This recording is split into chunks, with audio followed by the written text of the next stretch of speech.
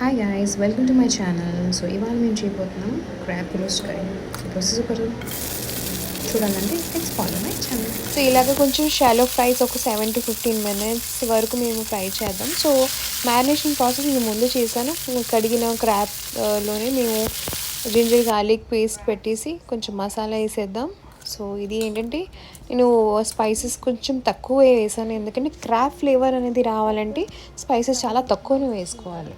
So అన్ని మసాలాస్ అన్నీ చేసి మంచిగా ఒక అరగంట వరకు బాగా మ్యారినేట్ చేస్తాను. సో ఇప్పుడు చూసింది మొత్తం మ్యారినేషన్ ప్రాసెస్. దాని తర్వాత మేము ఏమేమి whole masalas. मतलब इतना भी मसाला हमने डाला नहीं है. So I just have marinated these things. Paste of coriander, whole masalas, tomato, onions. So which I kept already in the refrigerator for about 1 day. So ये मसाला हमने add किया. Now we are going to heat the pan and we can add some mustard seed. So ఇది యాక్చువల్గా masala. So ఇందులో నేను ginger garlic రుద్దాము paste, దానిపైన హల్దీ అంటే పసుపు, అంటే ఇవన్నీ ఆర్గానిక్స్ పేస్ట్ చేశాను. So same process. ఆయిల్ వేసి మస్టర్డ్ ఆయిల్, ఆవాల నూనె మీరు వాడాను.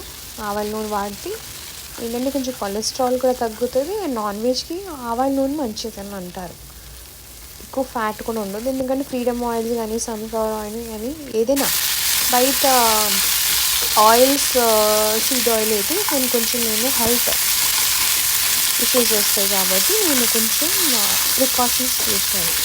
అలాగే చిన్నది షాలో ఫ్రై చేస్తాను. ఎప్పుడైనా క్రాబ్ అనేది మేము రెడ్ వరకు, అంటే లైట్ రెడ్ వచ్చినంత వరకు మనం బాగా ఫ్రై చేసుకోవాలి. ఇప్పుడు చూస్తున్నారా స్లైట్లీ వాళ్ళు టెంటికల్స్లోనే ఏంటంటే మనకి రెడ్ కలర్స్ వస్తున్నాయి. సో ఇప్పుడు చూస్తున్నారా మీరు, బాగా ఇది టేస్టీగా అనిపిస్తుంది. అది చూస్తూనే కాదు చేయడం కూడా.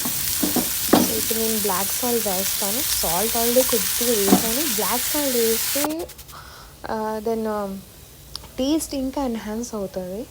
సో ఇప్పుడు కొంచెం ఇంకా మంచిగా ఫ్రై చేశాను. సో దాని తర్వాత ఉల్లిపాయలు వేసాను.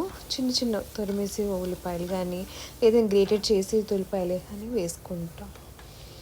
అండ్ అలాగే చిన్న ఆ ఆయిల్లోనే ఆ హీట్తోని మనం ఏంటంటే ఫ్రై చేసుకోవాలి.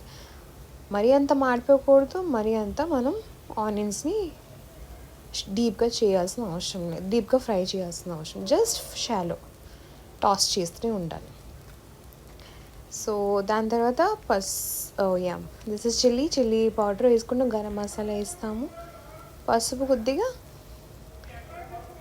తర్వాత ఉప్పు. నేను కొంచెం ఉప్పు తగ్గించాను, చూసి ఉంటారు మీరు.